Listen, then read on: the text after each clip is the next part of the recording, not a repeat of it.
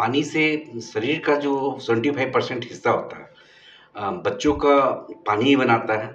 और जो रक्त रहता है उसका 90% हिस्सा जो है वो पानी का बना होता है।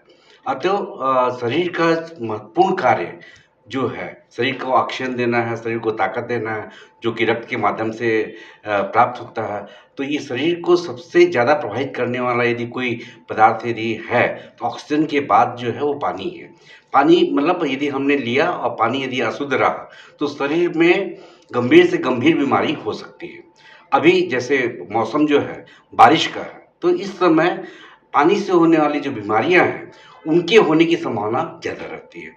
और इन बीमारियों में ये बीमारियां सामान्य 1 से 2 दिन में ठीक होने वाली भी हो सकती हैं, या फिर कई बार इस तरह की जो बीमारियां हैं, वो जानलेवा भी साबित होती हैं। इसमें शरीर का जो मुख्य रूप से जो अंग जो रहता है, इन्वॉल्व रहता है, उसमें अतड़ियाँ रहती हैं। यदि दूषित पानी का सेवन यदि किए, तो सबसे पहले लूज़ मोशन और पेट में क्रैम्प या तेज मरोड़ के साथ में दर्द का होना, इस प्रकार के सिम्पटम्स आरंभिक रूप से देखे जाते हैं। ये जैसे ही दूषित पानी अतड़ियों के माध्यम से शरीर के अंदरूनी हिस्सा में प्रवेश करता है, तो ये दूसरा जो इसका टारगेट ऑर्गन रहता है, वो लीवर को भी ये प्रभावित कर सकता है। लीवर को प्रभावित करने के कारण से लीवर में सूजन आ सकती है। और जो वायरस जो रहते हैं, हेपेटाइटिस बी, हेपेटाइटिस ए और हेपेटाइटिस सी वायरस, जो कि पीलिया का कारण बनते हैं, जो कि अपने आप में एक जानलेवा बीमारी है। ये भी बीमारी जो है वो पानी के कारण से फैलती है। लंबे समय तक मियादी बुखार, जिसको हम लोग टाइफाइड बोलते हैं, उसका भी प्रमुख कारण यदि देखा जाए तो ये दूषित पानी का उपयोग करना है।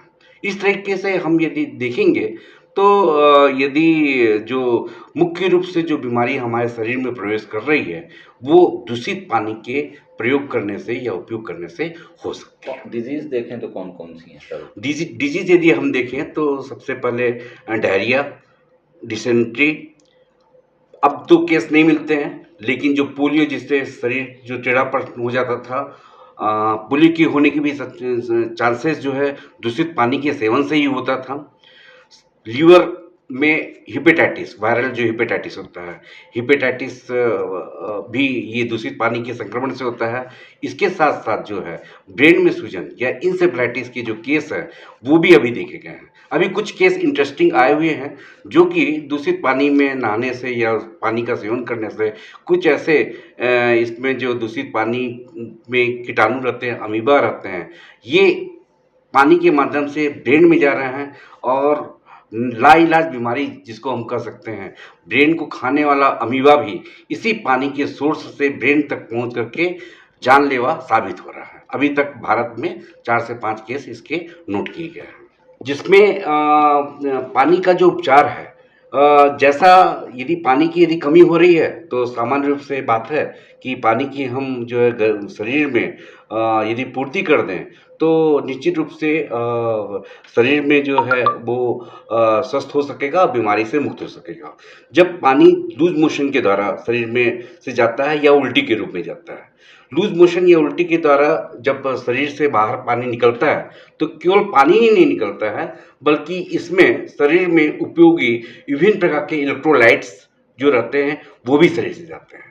जब ये इलेक्ट्रोलाइट, जिसमें से मुख्य रूप से सोडियम, पोटेशियम, क्लोराइड, हाइड्रो और SiO3 करके अवयव रहते हैं, जिनका शरीर में नसों की उत्तेजना में काम होता है, इनके बिना हार्ट है, ब्रेन है, शरीर का कोई भी भाग कार्य नहीं कर पाता है।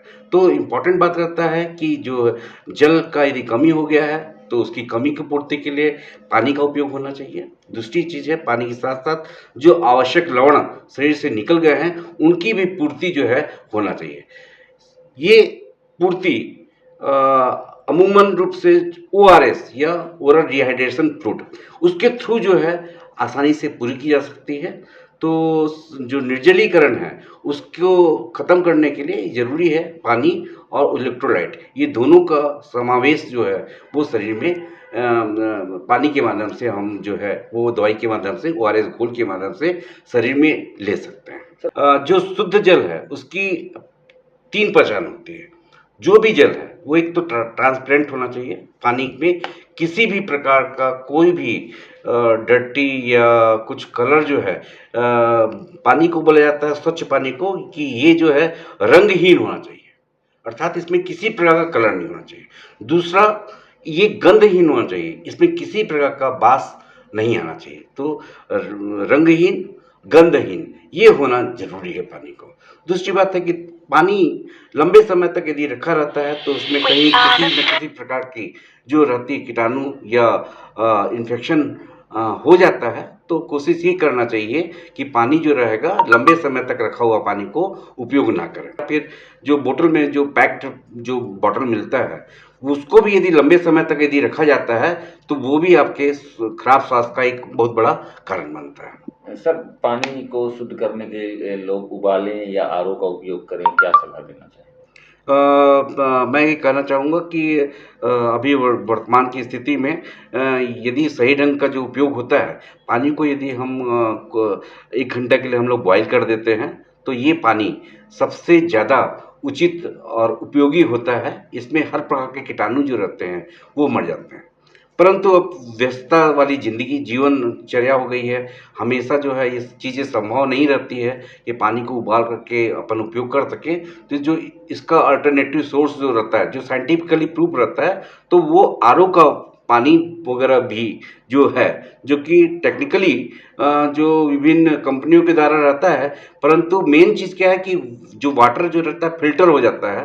फ़िल्टर होने के बाद में उसमें से ऐसे बहुत सारे अवयव जो कि पानी में नहीं मिलने रहने चाहिए, जो कि शरीर को में नुकसान पैदा करते हैं, ऐसे अवयव यदि पानी क्षरित होकर के आ रहा है, यदि कीटाणु मुक्त होकर के आ रहा है, तो मैं समझता हूँ कि ये पानी पीना अभी विशेष रूप से बरसात के समय में उचित है।